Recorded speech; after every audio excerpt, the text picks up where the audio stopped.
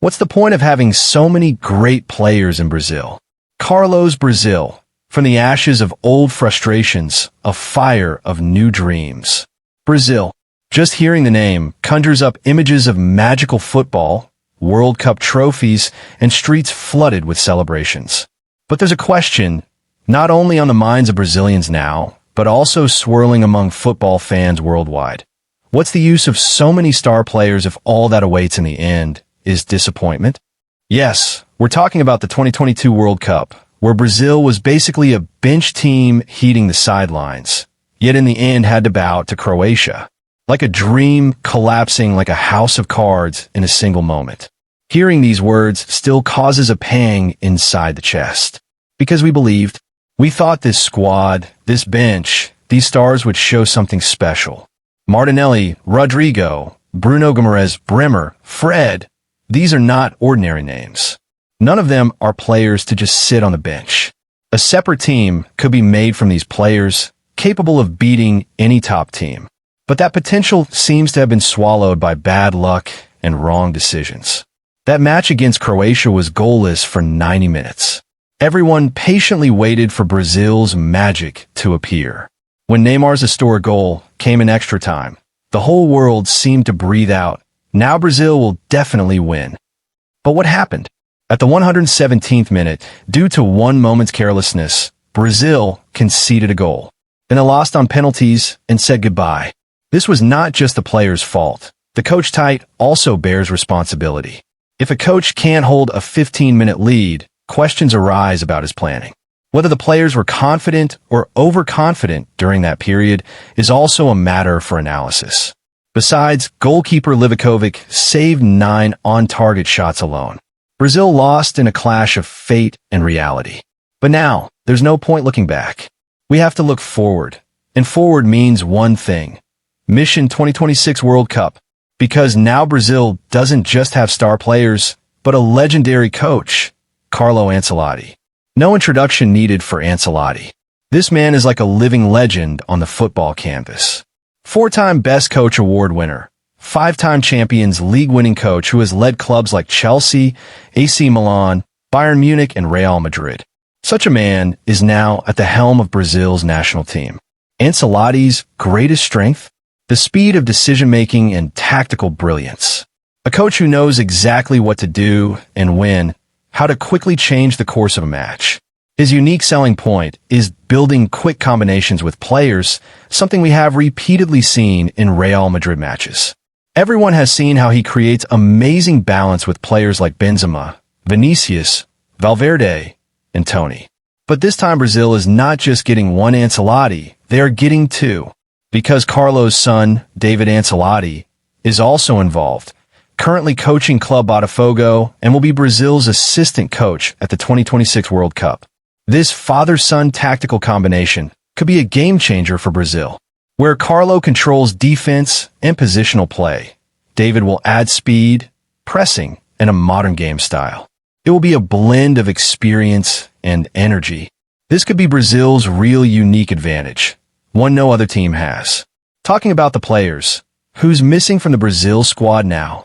Vinicius, Rodrygo, Endrick, Martinelli, Guimarães, Casemiro, Alisson, Militao, Marquinhos. This squad is basically a ready-made champion team. They only need the right planning, the correct core team selection, and proper game management strategies, which only a mastermind like Ancelotti can provide. There is still time for the 2026 World Cup. A few qualifying matches and some friendlies remain. These matches should not be seen as tests, but as preparations. The final plan, game management, and squad fixation must start now. Another important aspect is players' mindset. They can't just step onto the field. They have to understand what the coach wants. They must use their creativity within the team plan. Any player who tries to show off individually will sink the team. This is no longer the Brazil of 2022. Now we have Carlo Ancelotti's shadow ahead, and a strong plan crafted by him. How ready is Brazil for the 2026 World Cup? If we look at the reality, Brazil's biggest asset is its deep squad. Not only in name, but also in form and talent. Brazil's current players are among the world's best. Vinicius Jr, who is dazzling Europe with Real Madrid. is now discussed like a new Messi. Alongside him is Rodrygo, whose every movement spells danger for opponents. These two wingers could be Brazil's sharpest attacking weapons. In midfield are sensible players like Bruno Guimarães, Lucas Paqueta, and João Gomes, all with outstanding football intelligence. In defense, Marquinhos, Militao, Gabriel Magalhães, they don't just stop goals, but also score crucial ones. And with Alisson or Ederson guarding the goalpost, it's not just a goalkeeper, but a promise you're safe at the back. Now the question arises, is it possible to win the World Cup with this squad? The answer is very simple. Yes, it is possible. If the planning is right, and if the leadership is in the right hands. And that leadership now lies with Carlo Ancelotti. He is not just a coach, but a manager, a creative strategist who knows how to turn a 19-year-old into a match winner and how to get the best out of a seasoned 32-year-old player. Carlo's greatest strength is that he never forces anyone to play. He watches the player's natural position and spontaneity. He gives players freedom, but within a strictly arranged game plan. So if you see Rafinha or Martinelli playing in different wings, understand this is no accident. It is part of Carlo's perfect plan. When we talk about the 2026 World Cup, we must remember the preparation has to start now. Winning matches is not enough. Learning to manage matches is key.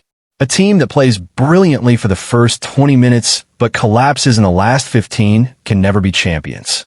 Game management is now Brazil's biggest challenge. That's why they needed an experienced coach like Ancelotti. But not only Carlo, his son David Ancelotti is also part of this journey. His football philosophy is more dynamic, modern, high-pressing, and speed-oriented. If Carlo is the master of positional football, David is the maestro of pressing football. And the combination of these two styles could create a system that surprises any opponent in any match. The most urgent thing now is to clearly define players' roles in advance. Who will play how? Who will be subbed when? Who will rest for which match? All must be planned beforehand. The Federation must also play its role here. Ancelotti must get all kinds of support to implement his plan freely. And our players must keep this in mind. I'm playing for Brazil, not for myself. If Carlo or David says, your role is just to cut off passes, then that's what the player must do. If they want to show off, they have to forget it. Because the World Cup is not a stage for showmanship but for delivery. Brazil is about to start a new chapter. The main title of this chapter will be Planning, Professionalism, and Performance. If these three come together, we can imagine the moment when Brazil's flag waves on the winner's podium of the 2026 World Cup, with Vinicius Jr and Rodrygo holding up the 6th World Cup trophy. And those of us who have been trolled day after day, who have said not this time, next time, we will proudly say, this time, we're the world champions.